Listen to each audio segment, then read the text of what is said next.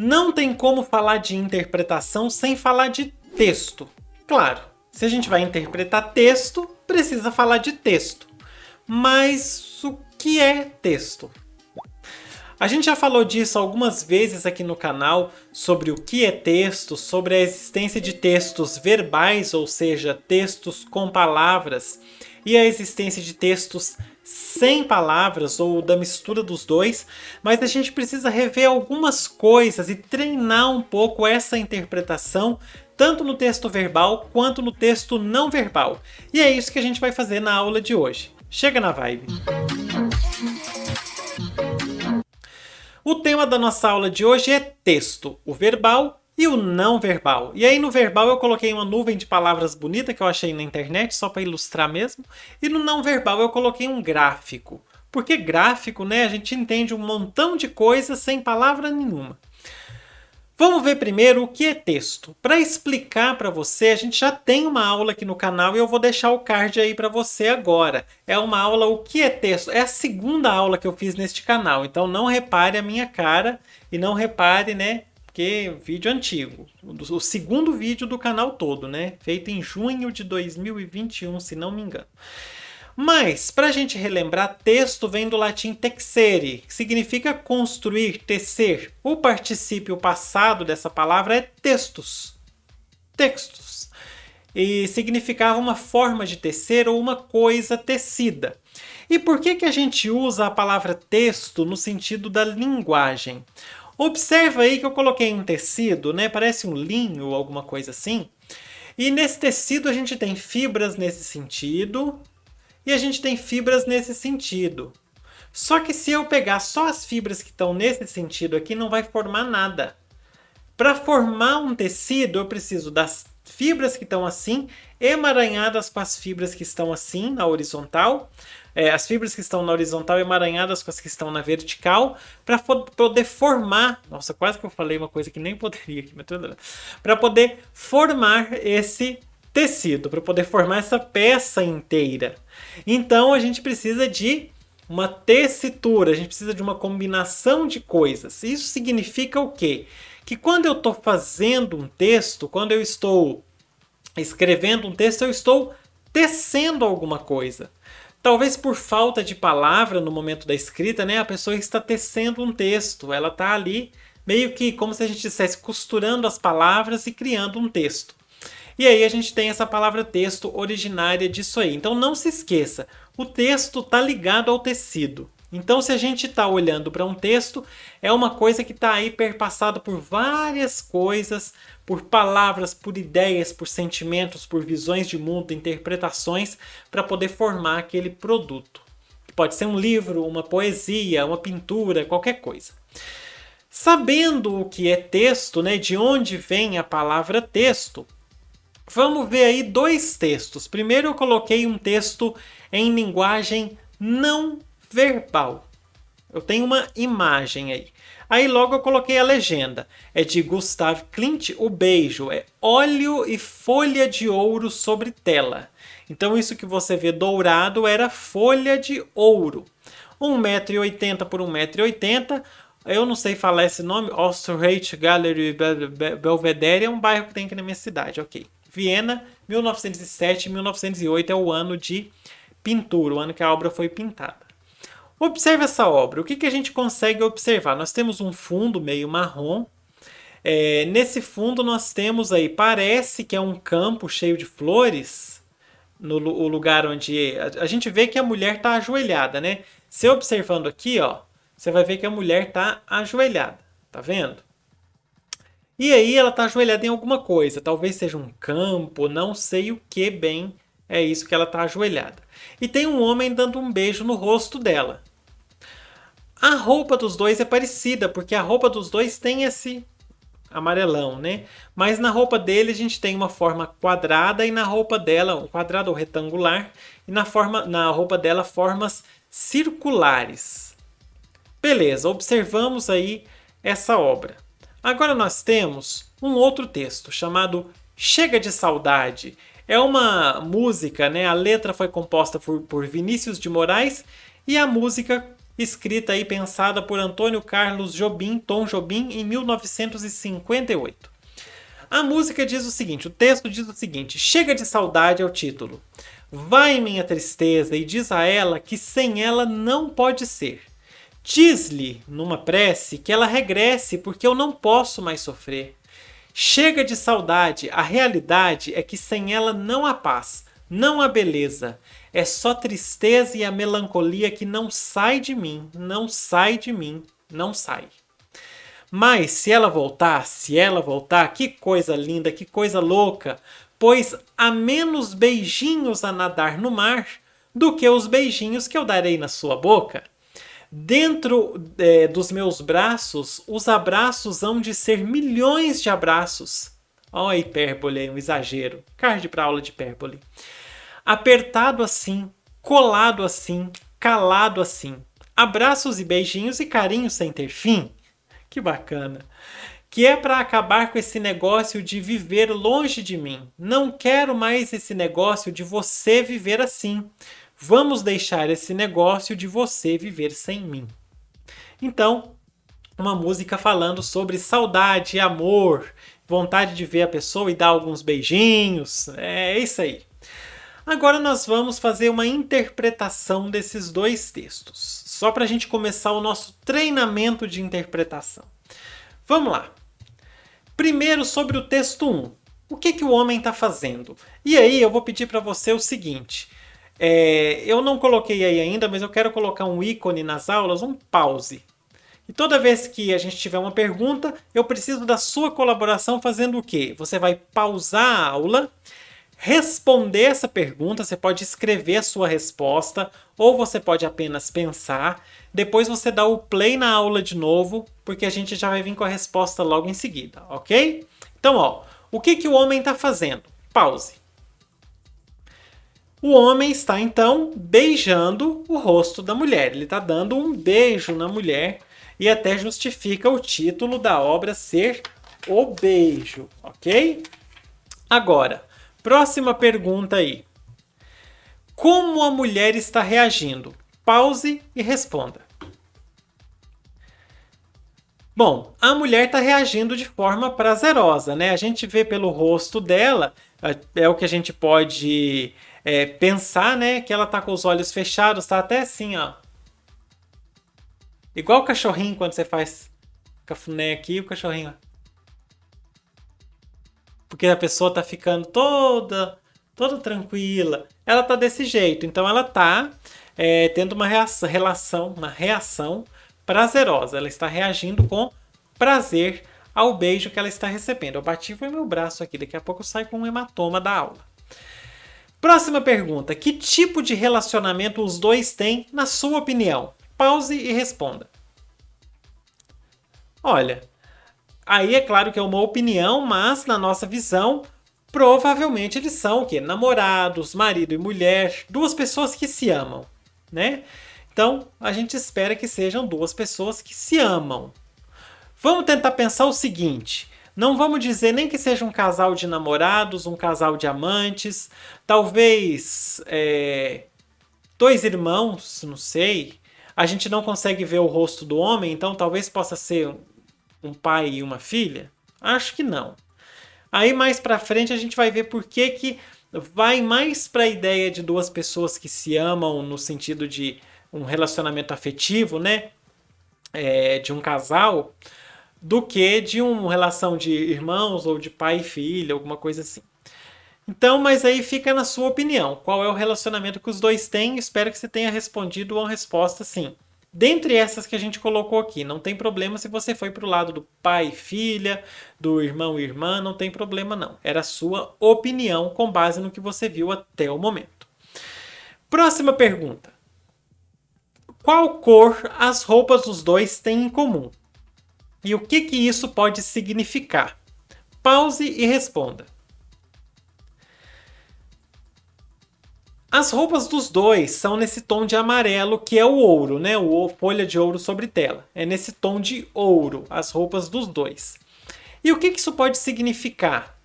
que não existe uma separação entre eles, uma união dos dois corpos, uma união das duas pessoas, o que vai sugerir mais ainda que sejam amantes. Então, as duas roupas, elas mostram que existe, né, uma união entre os dois, tanto que você consegue definir o que é roupa dele e o que é roupa dela, mas fica difícil saber onde começa uma e termina a outra. Ok? Próxima pergunta. O que as figuras retangulares e arredondadas nas roupas podem representar? Pause e responda. Bom, pode ser que esses retângulos na roupa do homem simbolizem o masculino e os círculos na roupa dela simbolizem o feminino. Até pela... Como que a gente pode dizer? Como que a gente pode dizer sem o YouTube sinalizar? Até pela semelhança entre o formato retangular, né, com a genitália masculina e o formato mais circular com a genitália feminina, numa visão assim bem, né, tipo, mas mais talvez pela complementaridade dessas duas coisas, né, de duas formas geométricas diferentes e de uma relação entre essas duas formas aí.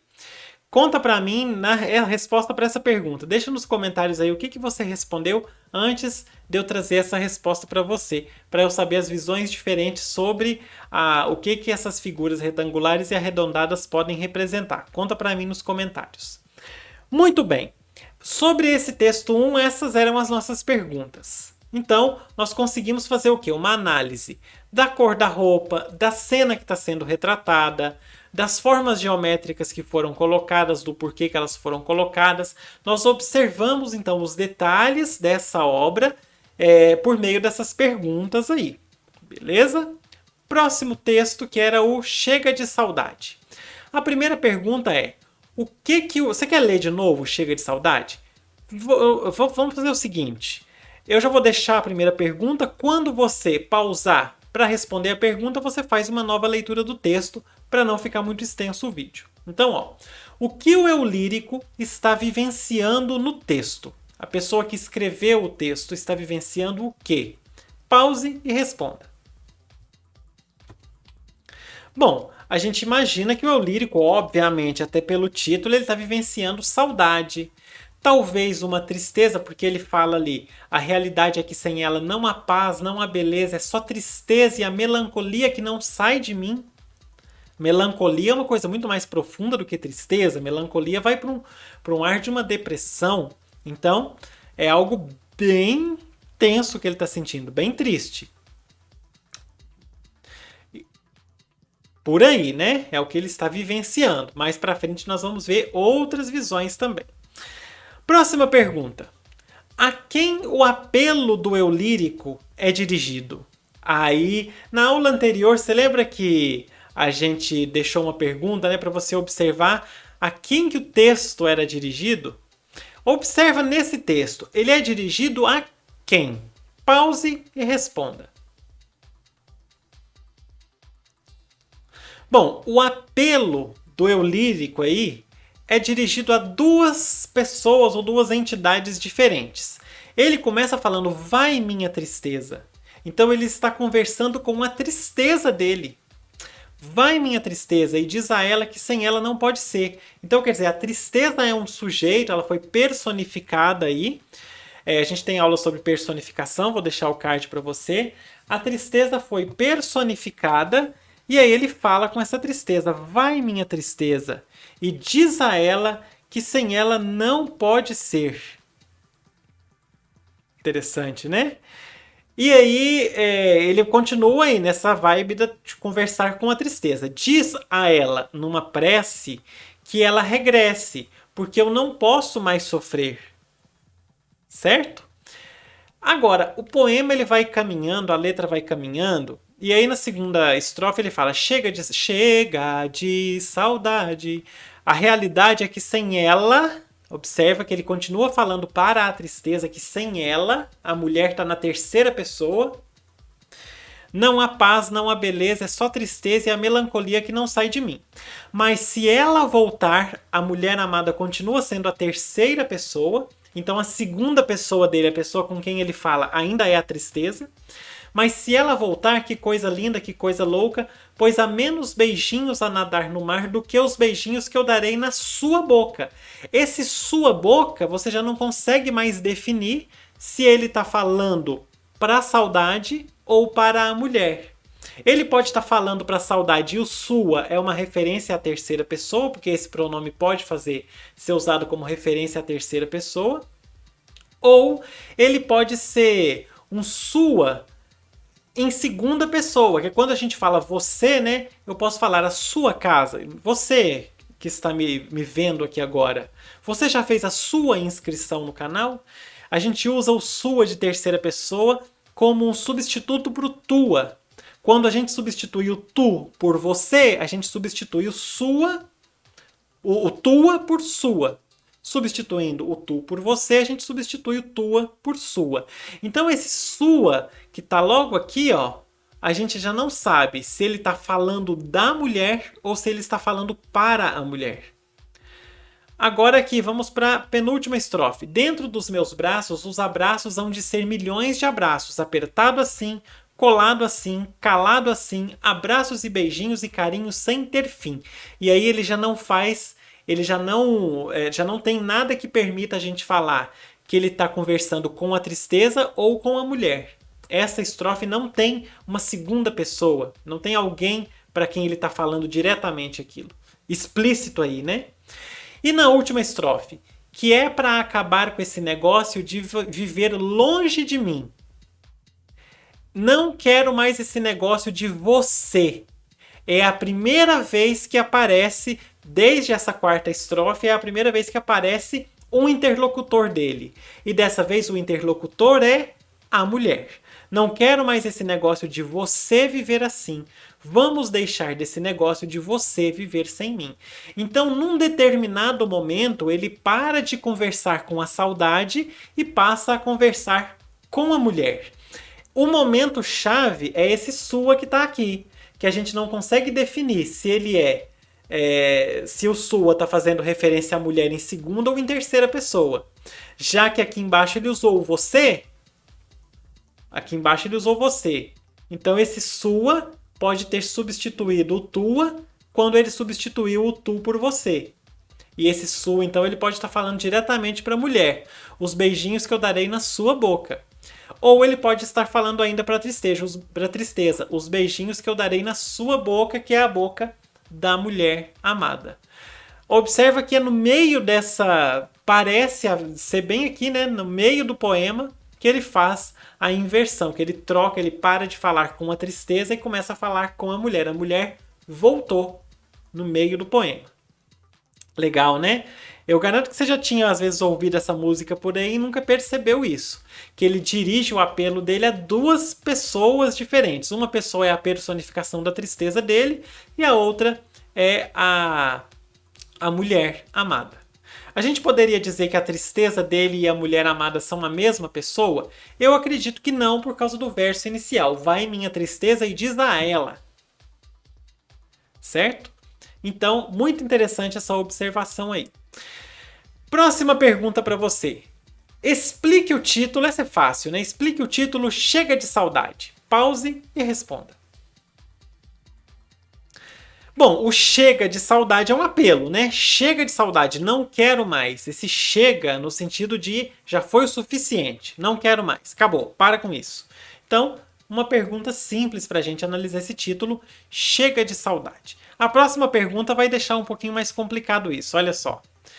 Considerando que essa letra é de um samba, que contornos esse título Chega de Saudade toma? Pause e responda. Olha, se você pensar que é um samba, e o samba é uma música mais alegre, a gente já começa a pensar que esse título já é porque ele vai usar aquele samba para tentar diluir o sentimento triste que ele está tendo, o sentimento de saudade.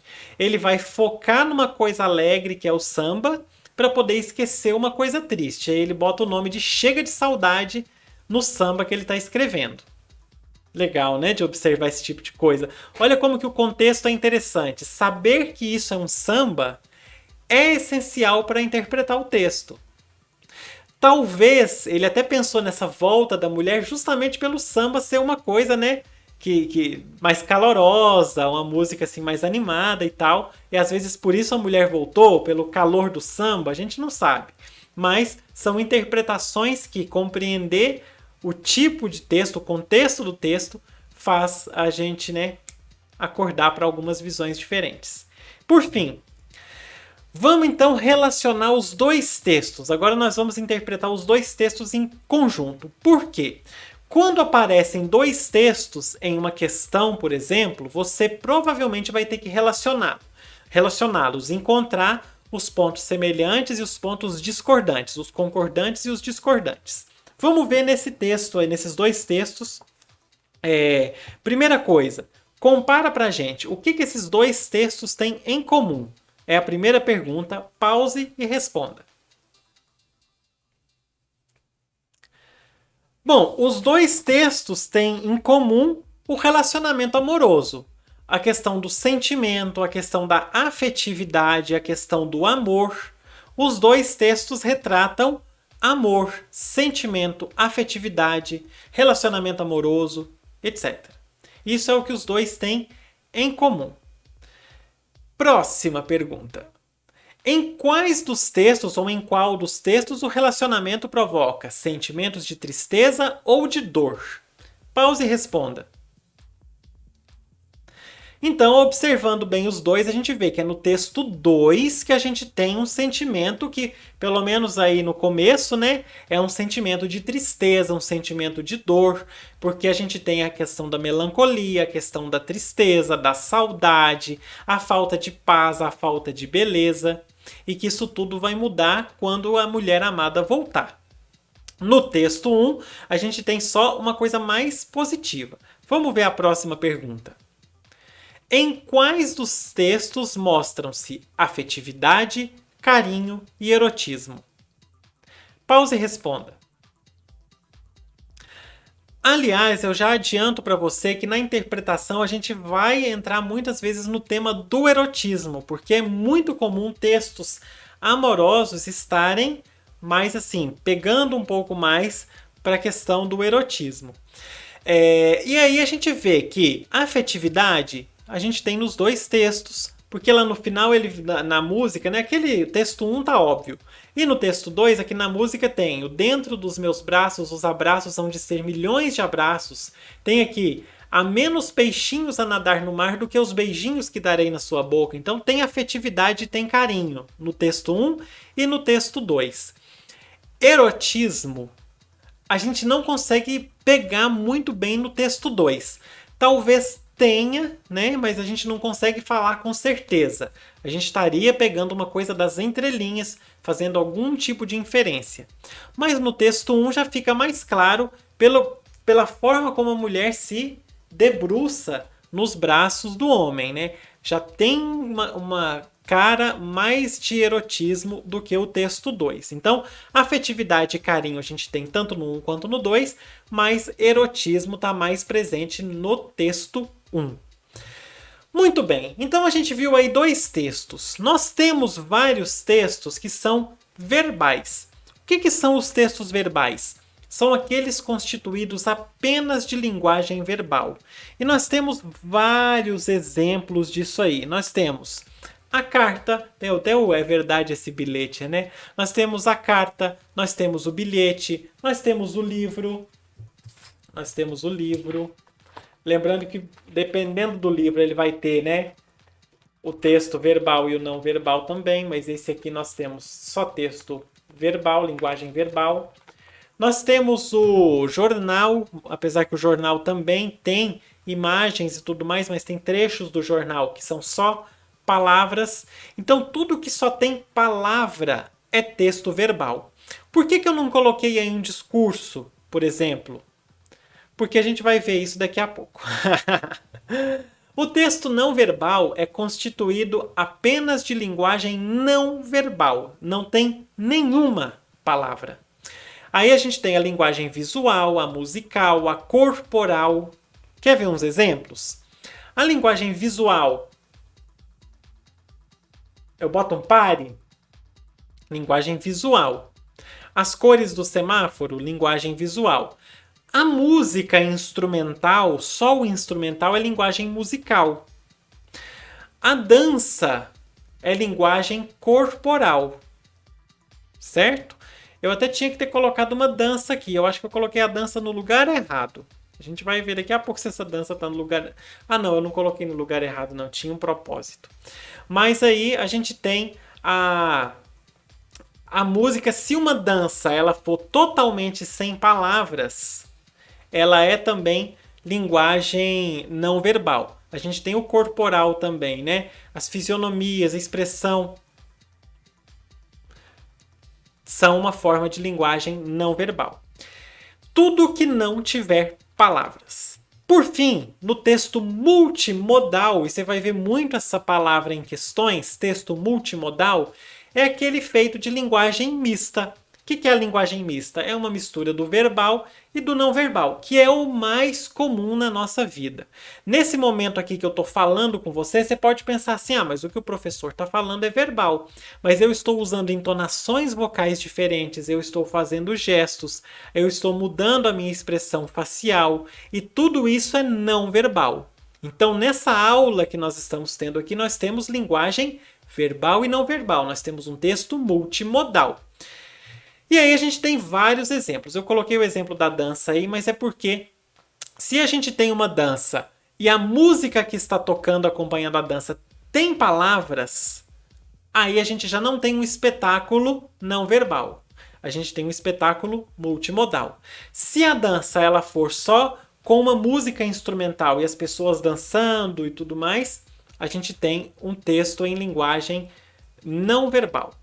O gráfico é multimodal, porque nós temos palavras e nós temos aí as imagens, as cores, retratando alguma coisa. Aí eu coloquei nossa querida Lana dos Reis com a representação da música, porque a música a gente tem o texto e nós temos a melodia. Então nós temos uma mistura entre a linguagem verbal e a linguagem musical. Na dança, se a gente tiver uma música... se na dança houver fala, alguma coisa assim, a gente tem uma mistura do verbal com o corporal. No gráfico, a gente tem uma mistura do verbal com o visual. Aí nós temos aí uma charge, também uma mistura do verbal com o visual. O discurso político, que nós temos aí o Brizola, que está bem aqui, é uma mistura do verbal com o corporal. O corpo dele tá, na medida que ele faz os gestos, o corpo está dizendo alguma coisa, não são só as palavras, então é multimodal. Aqui nós temos o Whindersson, rei deste YouTube, é o queridinho do chefe. E aí, o Whindersson, quando ele conta uma piada, ele também está fazendo texto multimodal. Porque é ele falando, mas tem uma entonação vocal, tem o gestual, tudo contribuindo para ele passar uma mensagem.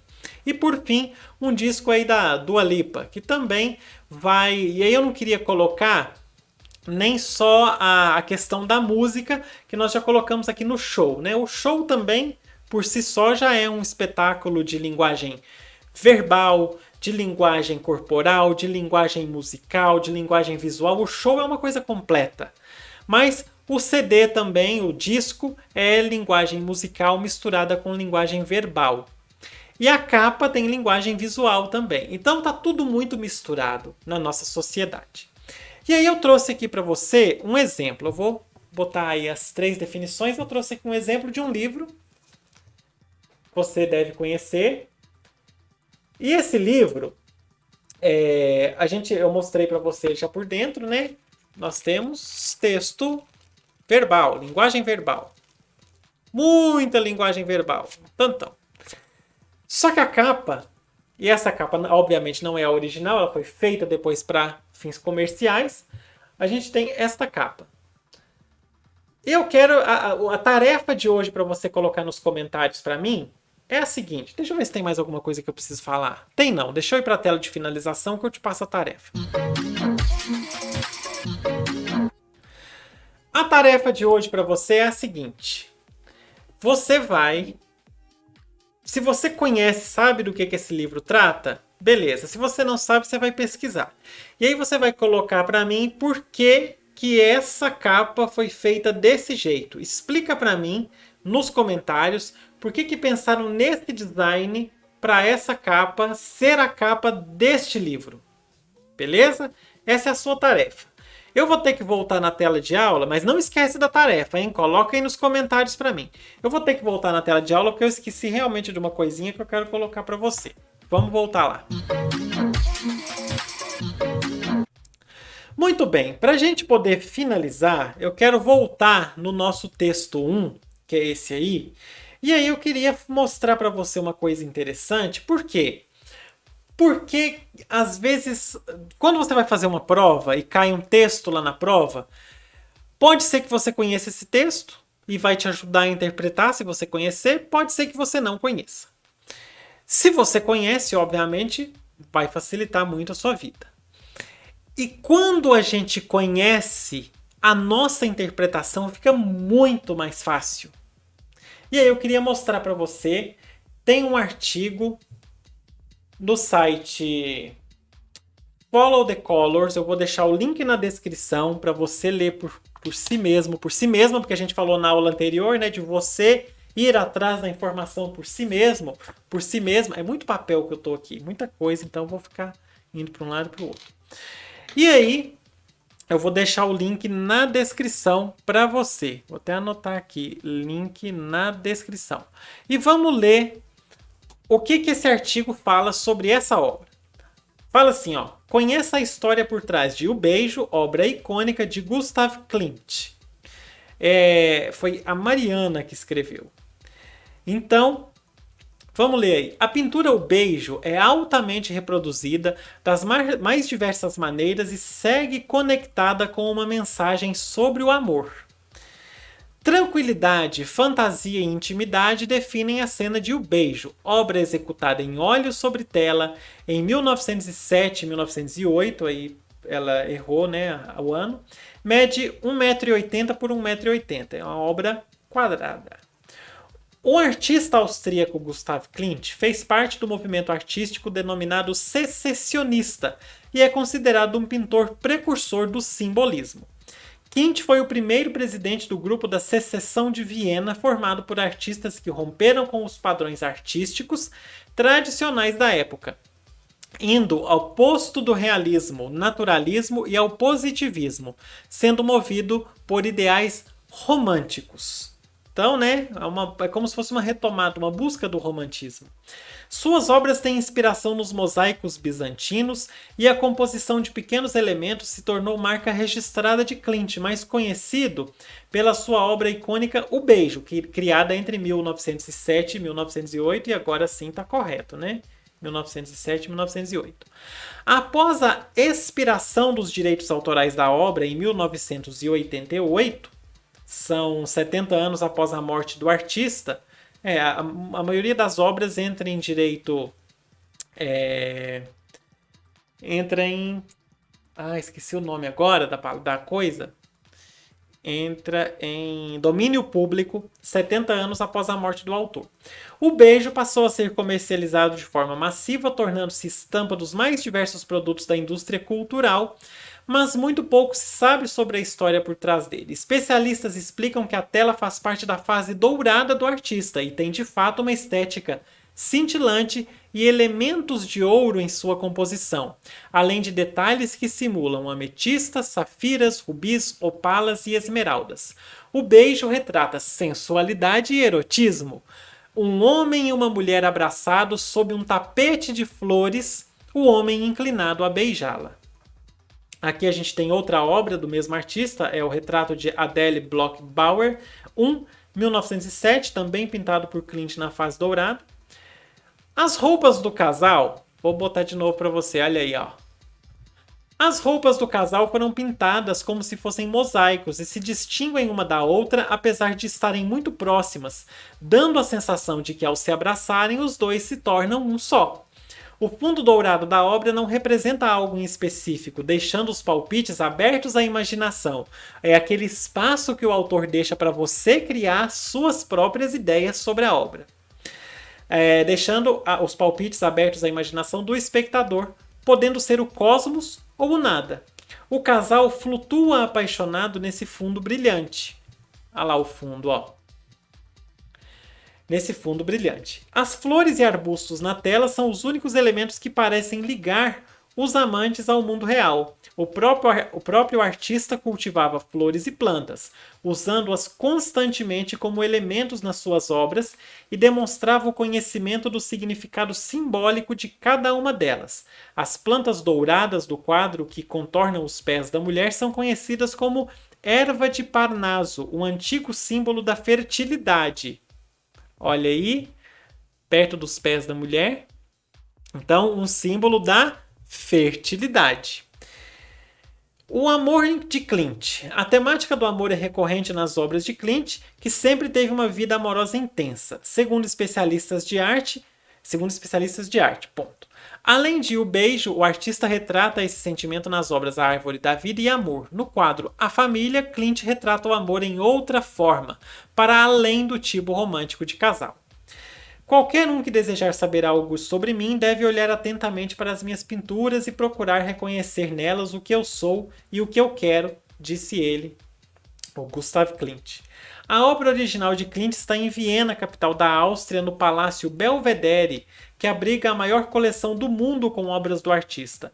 Ele nomeou a pintura como Casal de Namorados, que facilitaria a nossa interpretação. Mas com o tempo ela passou a ser chamada de O Beijo. Contradições. Alguns críticos de arte não veem a pintura como uma representação romântica. Olha aí como que a interpretação, muda.